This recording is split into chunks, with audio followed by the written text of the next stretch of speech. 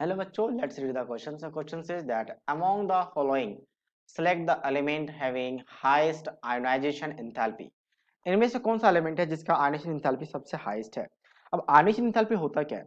किसी भी एलिमेंट से आइसोलेटेड गैसेस एलिमेंट होना चाहिए सबसे पहली बात, या एटम होना चाहिए। बेटर बेटर इसके लिए वर्ड बोला जाता है एटम।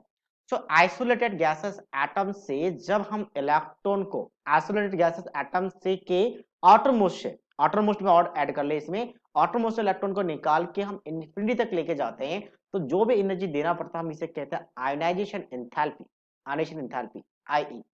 तो अब जनरली क्या होता है कि साइज स्मॉलर होगा तो वहां से इलेक्ट्रॉन निकालना डिफिकल्ट होगा, और साइज अगर ग्रेटर होंगे तो क्या होगा, इलेक्ट्रॉन निकालना इजी होगा। ऐसा क्यों? क्योंकि फोर्स ऑफ अट्रैक्शन न्यूक्लियस का कम हो जाएगा इलेक्ट्रॉन डिस्टेंस बढ़ने की वजह से, और यहाँ पे अगर इलेक्ट्रॉन पास में होगा तो फोर्स ऑफ अट्रैक्शन ज्यादा रहेगा। तो इस केस में जिसका साइज ग्रेटर होगा उसका आयनाइजेशन एंथैल्पी कम होगा। मतलब ये कहा जा सकता है कि आयनाइजेशन एंथैल्पी जो है साइज के इनवर्सली प्रोपोर्शनल है। ये इन जनरल रूल फॉलो करता है। अब इसी पे बेस पे हम एक बार कंपेयर करते हैं।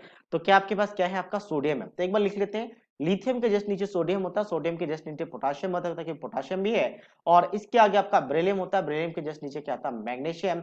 और मैग्नीशियम के नीचे कैल्शियम होता है। हालांकि यहाँ पे सोडियम पोटाशियम बेरिलियम मैग्नीशियम ये चार ही गिवन है। तो इसकी बात करते हैं। अब क्या होता है, लेफ्ट टू राइट जाने पे साइज डिक्रीज करती है, और साइज डिक्रीज होगी तो ऑब्वियसली आयनाइजेशन एंथैल्पी क्या होगी, इंक्रीज करेगी।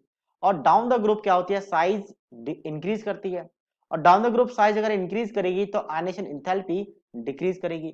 तो मतलब पोटाशियम से ज्यादा सोडियम का आयनाइजेशन एंथैल्पी होगा, तो सोडियम का ग्रेटर हो गया किससे, आपका पोटाशियम से।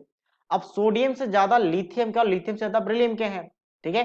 अच्छा, इन दोनों की बात कर लेते हैं। इन दोनों में सोडियम मैग्नीशियम में मैग्नीशियम का ज्यादा होगा, तो मैग्नीशियम का ज्यादा हो जाएगा एज कंपेयर टू किसका, सोडियम का।